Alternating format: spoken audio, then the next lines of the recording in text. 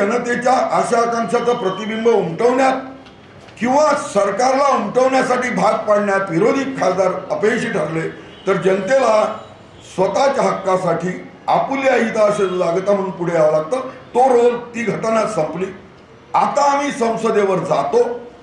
साधारण 10,000 लोक विदर्भात येतील अशी आमची कल्पना आहे आणि आम्ही तिथे जातो. यशवंत स्टेडियमला 1 वाजतापर्यंत गोळा होतो. यशवंत स्टेडियमवरून 1 वाजता आगेकूच करतो. यशवंत स्टेडियम, पंचशील थिएटर, झाशी Rani Chowk, T point, variety चौकातून आम्ही पुढे जातोय आणि तिथे जाऊन आम्ही विधिमंडळावर हल्लाबोल करतोय. आणि हल्लाबोल करत असताना आम्ही इथे जे उपमुख्यमंत्री आहे, वनमंत्री आहे, त्यांना म्हणतो की तुम्ही एक तर दिल्लीला जा, ऐशी तैशी करा, राज्य मिळवून द्या, तुमच्या इथल्या खासदारांना घेऊन जा, त्यांनी लेखी दिलं होतं. अन्यथा मेरे अंगणे में तुम्हारा क्या काम है, म्हणून तुम्ही यातून खुर्चीतून चालते व्हा, अशा तऱ्हेची पृच्छा करतोय. आणि जी शंका तुम्ही उपस्थित केली की आता रिझल्ट निघाला नाही, आता रिझल्ट ओरिएंटेड प्रोग्राम हा 1 जानेवारी ते 31 डिसेंबर आहे आणि आम्ही तिथे जाऊन घोषणा करतो, गर्जना करतो, पृच्छा करतोय आणि आम्ही म्हणतो की शुरू हुई है जंग हमारी, लड़ेंगे, जीतेंगे, कटेंगे मगर हटेंगे नहीं, लाठी खाऊ, गोळी खाऊ, विदर्भ राज्य मिळवून राहू आणि 1 वर्षाचं 23वे वर्ष धोक्याचं ही कल्पना आहे. आम्ही त्या दृष्टीने मांडतो. याचं दुसरं पैलू हे मांडण्यामागची कल्पना अशी आहे की सगळे अहवाल मी काही सांगायची गरज नाही, तुम्हाला पाठ होऊन गेलं 10 वर्षात आमचं मांडणं तुम्ही लिहिणं. पण आजची स्थिती राज्याची अशी आहे की चालू वर्षाचा अर्थसंकल्प जर आपण पाहिला तर सगळ्या मार्गाचं महसुली उत्पन्न 4,03,000 कोटी आहे आणि वर्षभराचा खर्च भागवायला लागतात 4,27,000 कोटी. राज्याचा अर्थसंकल्प 24,353 कोटी रुपये तुटीचा आहे. राज्यावरती असणारा कर्जाचा बोजा, लायबिलिटीचा बोजा आणि थकमीचा बोजा हा 6,60,000 कोटीवर आहे. आणि आता सरकारकडे शेतकऱ्यांच्या जमिनी ज्या ॲक्वायर केल्या राष्ट्रीय महामार्गाला, राज्य महामार्गाला, त्यासाठी द्यायला पैसे नाही, म्हणून सरकारने मंत्रिमंडळाने निर्णय केला की 65,000 कोटीचं कर्ज ते MSRDC साठी घेत आहेत. मान्यता दिली आणि त्याला जामीन सरकार राहणार आहे. म्हणजे उद्या महामंडळ बुडलं तर त्याचाही बोजा सरकारवर आहे. मग प्रश्न आम्ही पृच्छा अशी करणार की जर तुमचं दिवाळं निघालाय तर आमचा सिंचनाचा 60,000 कोटीचा, सार्वजनिक आरोग्य, शिक्षण, उद्योग, ऊर्जा, पिण्याचं पाणी, रस्ते, ग्राम विकास, आदिवासी विकास, समाज कल्याण याचा 15,000 कोटीचा, असा 75,000 कोटीचा अनुशेष भरून कसा निघणार. आणि आमचे 131 पैकी 118 धरणं अपुरे आहे, 13चे कालवे अपुरे आहे. हे पूर्ण कसे होणार आणि 14 लाख हेक्टर जमीन पाण्याखाली कशी येणार, ती आली नाही तर शेतकऱ्यांच्या आत्महत्या कशा थांबणार, कुपोषणाचा प्रश्न, दरडोई उत्पन्न वाढलं नाही तर कसा संपणार, रोजगाराच्या संधी निर्माण झाल्या नाही तर नक्षलवादाचा प्रश्न कसा संपणार. या सगळ्या प्रश्नाची पृच्छा आम्ही तिथे करून ऐलान करतोय. आणि म्हणून हे आंदोलन या वर्षीतलं शेवटचं आंदोलन आम्ही करतोय आणि पुढच्या दृष्टीने सगळी सुरू होणार ती जंग युद्धात आणि प्रेमात सगळं क्षम्य आहे, म्हणून हे आंदोलन पुढे जाईल.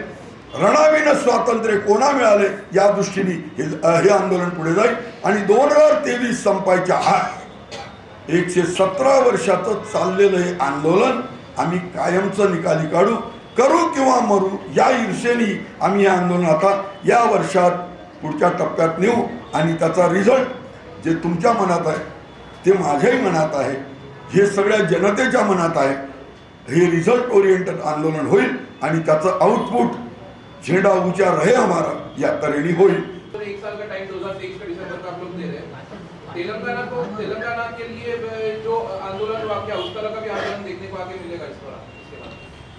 देखो सर, जब हमने डेडलाइन तय की है, 1 साल का स्पैन हमने डिसाइड किया है और करेंगे या मरेंगे, कटेंगे मगर हटेंगे नहीं, ये लाइन से यदि आंदोलन करने की हमारी पूरी तैयारी है तो ये नतीजे तक डेफिनेटली पहुंचेगा, ये हमारा विश्वास है.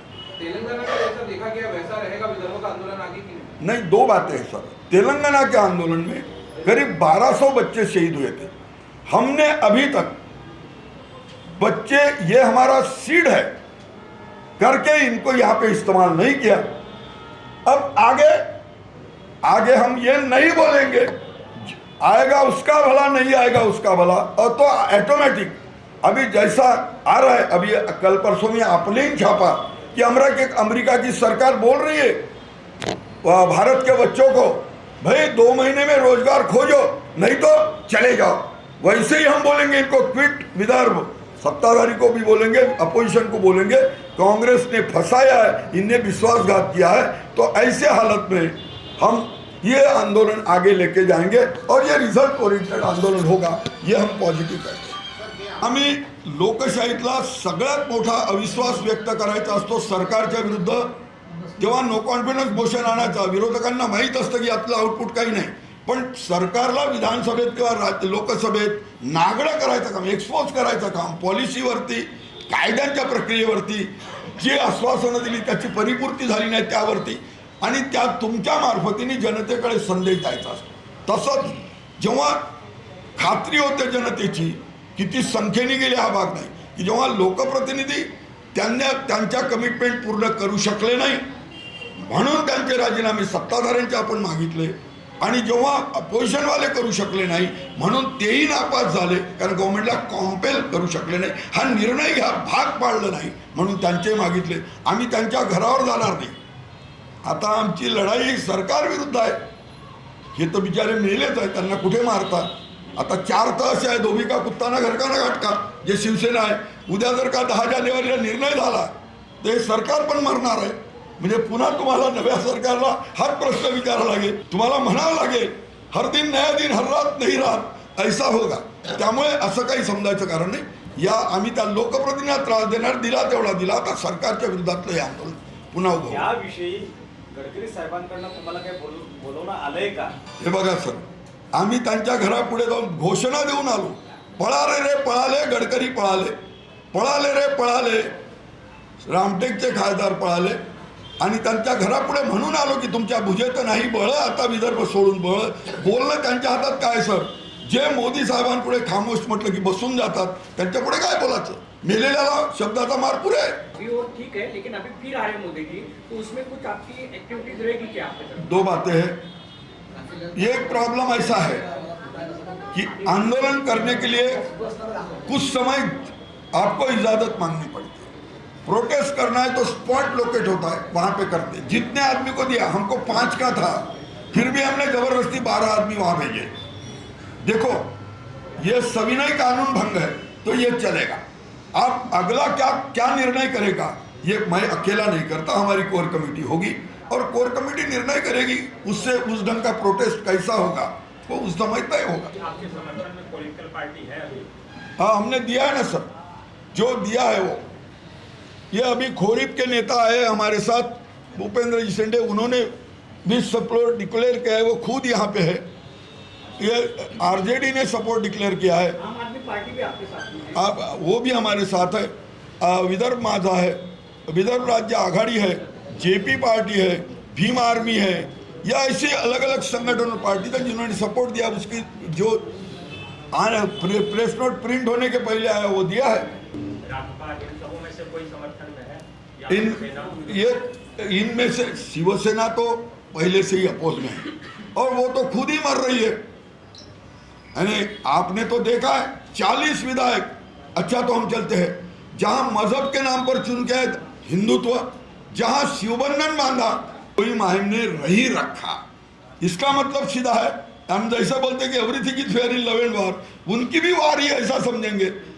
दिवसांनी तारे दाखवत आहे डेव्हलपमेंटच्या नावाने, याच्यामुळे जनता आवाज उचलत नाही, एकत्र येत नाही आहे, वेगवेगळ्या पार्ट्या करून सह इलेक्शन लढत आहेत। याच्याबद्दल आपण काय सांगता? 2 गोष्टी आहेत सर, माझी आपल्याला विनंती आहे, आपण प्रेस नोट वाचा, आमचं पत्रक वाचा। जेव्हा सरकारच्या तिजोरीतच पैसे नाही, म्हणजे जे सरकार वर्षाचा खर्च भागवायला 24,353 कोटीची तूट ठेवून अर्थसंकल्प मांडते, जो अर्थसंकल्प राज्याचे राज्यमंत्री म्हणून, अर्थराज्यमंत्री म्हणून ज्यांनी वरच्या हाऊसमध्ये याच आर्थिक वर्षात मांडला, ते आता अबकारी मिनिस्टर झाले आणि त्यांनी कराडून स्टेटमेंट केलं की आमच्या तिजोरीत पैसे नाही, केंद्र सरकार 19,000 कोटी देणार आहे, तेव्हा त्यांनी शेतकऱ्यांचे 50,000 आणि जे वाढवली मदत पुरवठीची ती 13,600 केली. जर त्यांचं काही शिल्लक नाही द्यायला, 9 वर्षापासून अनुकंपा तत्वाची नोकर भरती बंद आहे, 8 वर्षापासून वर्ग 3 वर्ग 4ची नोकर भरती बंद आहे, 3 वर्षानंतर 50,000 पहिल्याच टप्प्यातले टाकले, 2 टप्पे शिल्लक आहे आणि आता कुठे 11-1200 कोटीची तरतूद ज्या नो ग्रँट शाळा होत्या त्यांना केली आहे. जर तिजोरीत पैसेच नाही, मी एक गमतीदार उदाहरण सांगतो. मी एक सिनेमा पाहिला होता, त्याचं नाव होतं संसार. त्यात एक पोरग भीक मागत असते, प्रत्येक माणसाला म्हणते भैया दे दो, बाबा दे दो, दीदी दे दो, अम्मा दे दो, कोणीच नाही. त्याला एक मोठ्या पाटाचा माणूस येताना तो म्हणतो, त्याला वाटतं हा जरा बराच संपत्तीवाला आहे, ए मोठे 10 पैसे देणार, तो म्हणते नाही. ए मोठे 10 पैसे देणार, तो म्हणते नाही. ए मोठे 10 पैसे सही में नहीं है, चलना दोनों मिलकर भीक मागेंगे. अशी राज्य आणि केंद्र सरकारची अवस्था आहे तिजोरीची. आपण हे जर सगळं ऑब्झर्व केलं तर लक्षात येईल, जेव्हा पगार द्यायला पैसे नाही, 2,57,000 जागा रिकाम्या 18 लाखापैकी विकास करेल काय सर? गेली 2 वर्ष 67% कपात आहे, यंदाही 67% कपात येणं अपरिहार्य आहे. मग करल कुठून विकास? तुम्ही ग्रामीण भागात कोणी तुमचा प्रतिनिधी पाठवा, जिल्हा ग्रामीण मार्ग, जिल्हा इतर मार्ग आणि ग्रामीण मार्गाची दुरुस्ती गेल्या 3 वर्षापासून कुठेही दिसत नाही. आणि पोंगा वाजवला दादा कोंडकेच्या भाषेत तरी गड्डा बाजूला होत नाही. असं चित्र डोळ्यापुढे तो विकास होईल कसा? एकंदरीत आंदोलनामध्ये किती लोक राहतील आणि निवेदन कोणाला देणार आहे? आम्ही निवेदन आम्ही निवेदन कोणालाही देत नाही. PM येणार होते म्हणून आम्ही PM-ला ईमेलनी पाठवलं.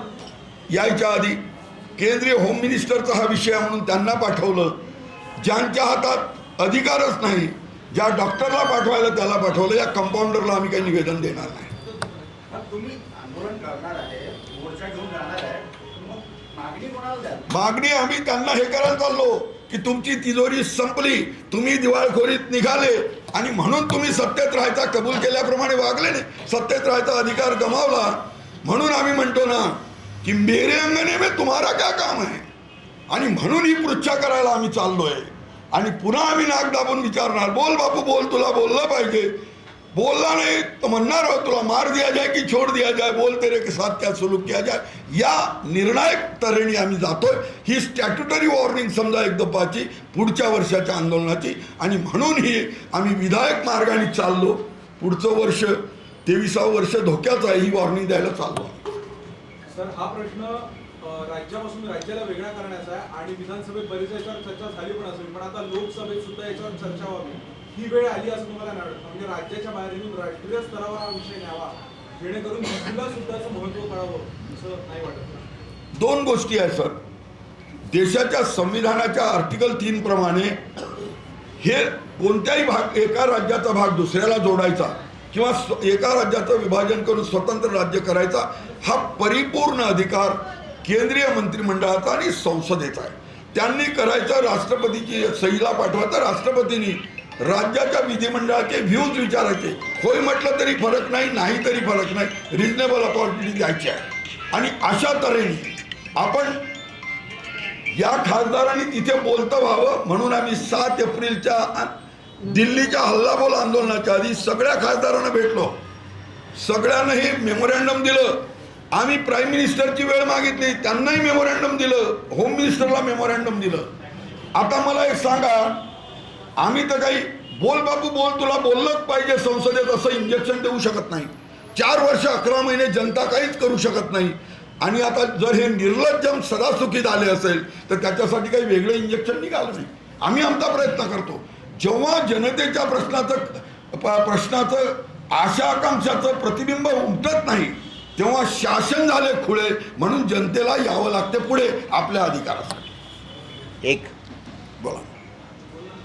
मगा यांनी जो प्रश्न केला की तुम्ही तेलंगणासारखे म्हणजे काय म्हणतात त्याला उग्र आंदोलन, युवकांनी जसं स्वतःला पेटवून घेतलं वगैरे करणार का? आमची भूमिका, आमचे अध्यक्ष जसं यांनी म्हटलं की तरुण हे आमच्या देशाचं पुढचं बीज आहे. मात्र या विदर्भामध्ये सगळ्यात जास्त आत्महत्या सुरू आहेत सध्या शेतकऱ्यांच्या, जबरदस्त रीतीने. सरकार त्याची आकडेवारी देत नाही, मात्र किमान रोज 8 आत्महत्या रोज विदर्भातल्या 11 जिल्ह्यात होत आहेत, किमान 8. जे आमचं रिपोर्टर्स आणि देशोन्नतीमधून. तर आता आम्ही लोकांना हे आवाहन करतो आहोत की आत्महत्या करू नका, आणि त्याच्याऐवजी त्या लोकांनी आमच्याकडे नोंदणी करावी की आम्ही आत्महत्या करणारी माणसं आहोत, आणि त्यांना आम्ही सांगू की आता जाऊन कुठे स्वतःला पेटवून घ्यायचं. साधा आणि सरळ आत्महत्याच करायची, तुला हरकत नाही, आमचा सपोर्ट आहे तुला, पण आम्ही तुझी आत्महत्या ही वेशीवर टांगू, आणि ह्याच्या पुढे जो कोणी आत्महत्या करेल त्याचं प्रेत हे प्रशासनाचे 2 माणसं आणि शासनाचे 2 माणसं असं 4 लोकांच्याच खांद्यावर निघेल. त्याच्याशिवाय प्रेत उचलल्या जाणार नाही असं आंदोलन आम्ही छेडतो. प्रेत छडलं तर चालेल जागेवर, उठांगे नाही. कारण ही होणारी आत्महत्या, याच सरकारने याच्यापूर्वी जसं म्हटलं होतं काँग्रेसच्या काळामध्ये की आत्महत्या शेतकऱ्यांच्या ह्या आत्महत्या नाही तर ह्या शासनाने केलेल्या हत्या आहेत, त्यांच्यावर 302चे खटले दाखल केले पाहिजे. ते शासन पुन्हा सत्तेत आहे. मग त्या दृष्टिकोनातून आता ह्या ज्या काही हत्या हा सरकार करत आहे त्याच्यावर आम्ही हा तुम्हाला सांगितला तो उपाय येणाऱ्या दिवसांमध्ये आम्ही आणि किसान ब्रिगेडतर्फे आम्ही करणार आहोत. लोकेशन तुम्ही देणार का जो आत्महत्या करेल त्याला? बिलकुल देणार, बिलकुल देणार, बिलकुल देणार. लोकेशन देऊ, त्याचं डिक्लेअर करू, त्या माणसाचं पहिले लिहून घेऊ की मी माझ्या स्वखुशीने आत्महत्या करत आहे आणि त्याच्यानंतर या कारणासाठी आत्महत्या करत आहे आणि शासनाच्या नाकर्तेपणामुळे आत्महत्या करत आहे, त्याचं नाव गावासहित आणि त्या लोकेशन सहित देऊ, पाहतो कोण रोखतंय. आणि दुसरी गोष्ट जे तुम्हाला सांगितलं की याच्यापुढे होणारी प्रत्येक आत्महत्या त्याचं प्रेत हे फक्त शासन आणि प्रशासन यातले 2-2 माणसं म्हणजे कलेक्टर, तहसीलदार आणि आमदार, खासदार या 4 लोकांच्या किंवा अशा पद्धतीचे जे जनप्रतिनिधी आहेत त्यांच्याच खांद्यावरून प्रेत यात्रा निघेल. अदरवाईज ते प्रेत तिथं सडेल, उठेंगा नाही. हे किसान ब्रिगेडतर्फे मी आंदोलन छेडणार आहे. ओके ठीक आहे, आहे का पाटील? ठीक आहे दादा. Okay, thank you.